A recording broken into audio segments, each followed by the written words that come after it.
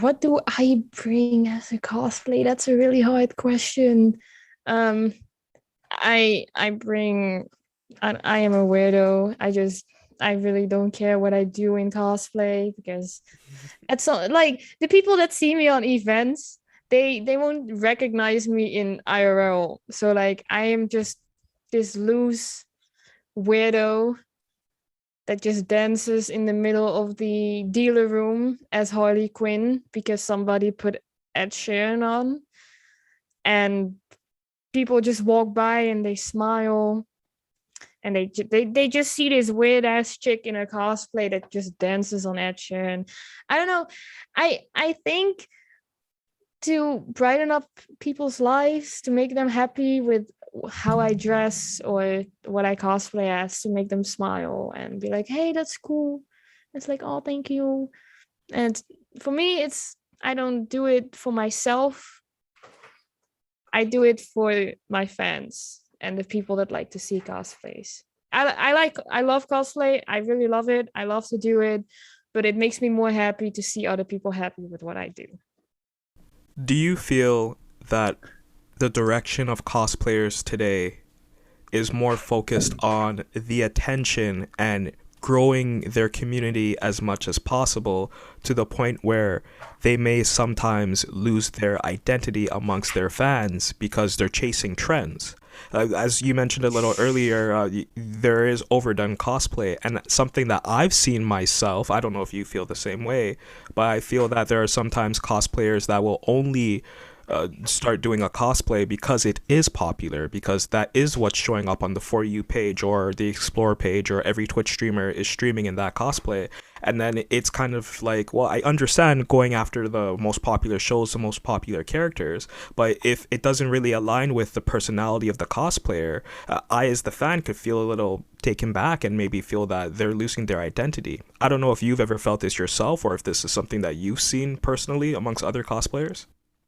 I mean, I do see like indeed a lot of people as soon as there's this huge hype on this anime like Attack on Titan, Demon Slayer, Sword Art Online. I was there myself.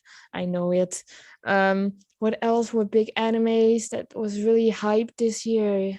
Uh, Jujutsu Kaisen?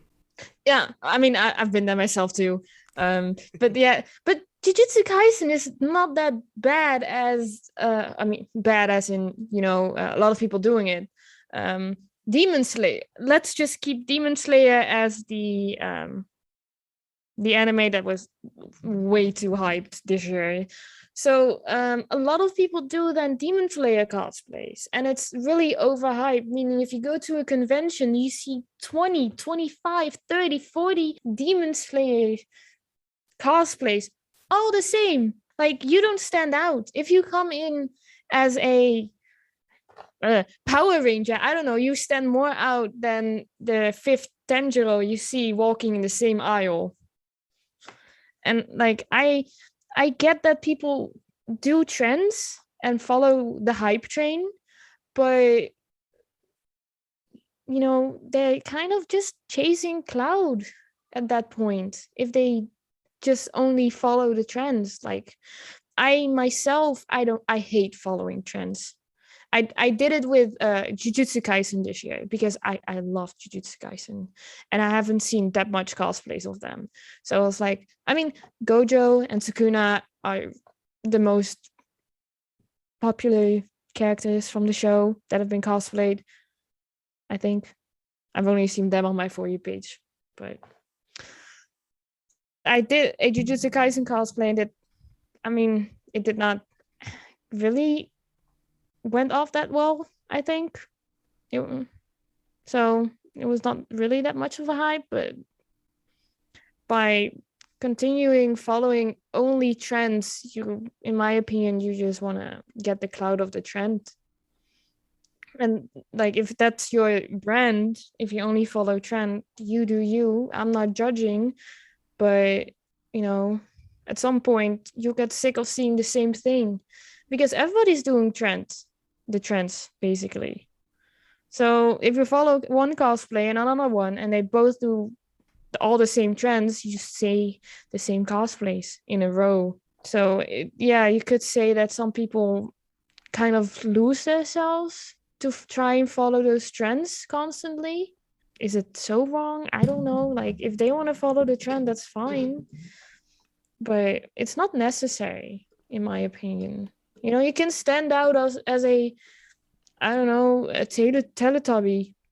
You can go viral for that. Who knows? It's just the right time and the right moment you have to post, and you need to have the connections and the people that reposted.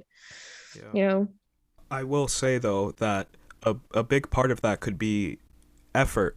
Like you just mentioned it, you have to be networking even before you drop a project like that you know isn't going to catch as many eyes immediately because it's not trending, but it could still have a lot of merit to what you're doing.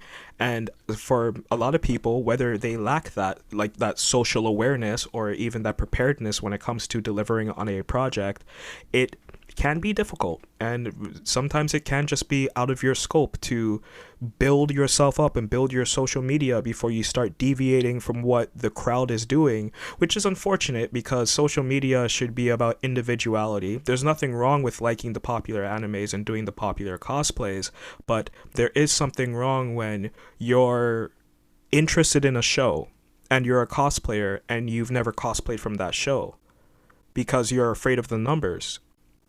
That to me is like, at what point is it like you're just doing what society, what social media is telling you to do? So then how much of an individual are you? Like just I can't imagine.